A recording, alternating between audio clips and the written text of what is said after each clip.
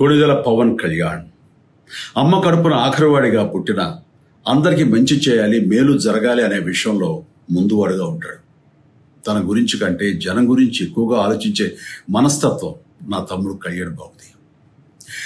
ఎవరైనా అధికారంలోకి వచ్చాక ప్రజలకు ఏదైనా చేయాలనుకుంటారు.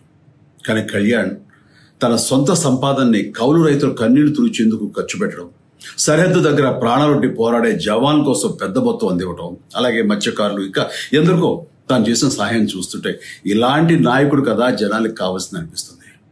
ఒక రకంగా చెప్పాలంటే సినిమాలోకి తను బలవంతంగా వచ్చాడు, రాజకీయాల్లో మాత్రం ఇష్టంతోనే వచ్చాడు.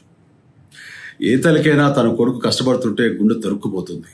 అలాగే ఏ అన్నకైనా తన తమ్ముడు అనవసరంగా మాటలు పడుతుంటే బాధేస్తుంది. అలా బాధపడుతున్న నా తల్లికి ఈ అన్నయ్యగా ఒక మాట చెప్పాను. నీ కొడుకు ఎంతో మంది తల్లుల కోసం, వాళ్ళ బిడ్డల భవిష్యత్తు కోసం చేసే యుద్ధం అమ్మా ఇది.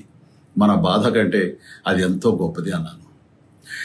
అన్యాయాన్ని ఎదిరించకుండా మౌనంగా ఉండే మంచివాళ్ల వల్లనే ప్రజాస్వామ్యం మరింత నష్టం అని నమ్మి జనం కోసం జన సైనికుడు అయ్యాడు. తాను బలంగా నమ్మిన సిద్ధాంతం కోసం తన జీవితం రాజకీయాల్లోకి అంకితం చేసిన శక్తిశాలి పవన్ కళ్యాణ్. ప్రజల కోసం, రాష్ట్ర భవిష్యత్తు కోసం ఆ శక్తిని వినియోగించాలి అంటే చట్టసభలో అతని గొంతు మనం వినాలి.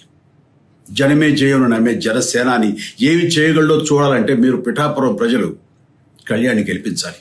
మీకు సేవకుడుగా, సైనికుడుగా అండగా నిలబడతాడు. మీకోసం ఏమైనా సరే కలబడతాడు, మీ కళ నిజం చేస్తాడు.